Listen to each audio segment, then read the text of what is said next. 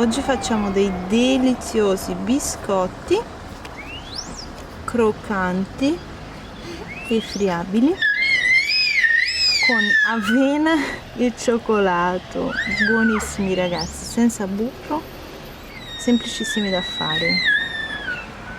E io sto scattando le foto con il mio aiutante. Vuoi un biscotto? Vuoi un biscotto? Non te lo metti in bocca che non te lo puoi mangiare.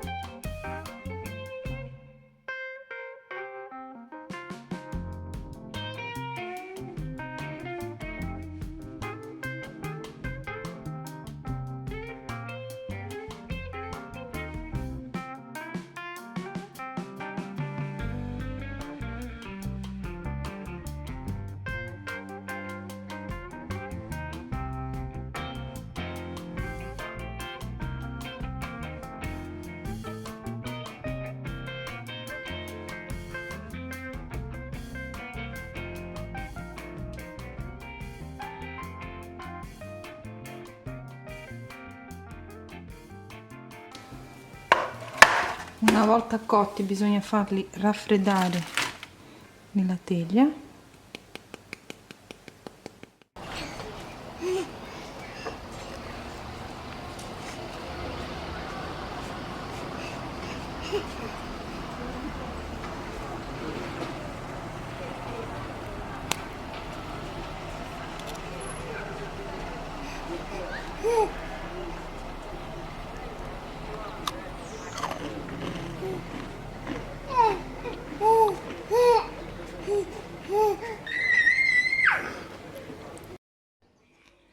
Piero, che fai? Dammene uno, dammene uno.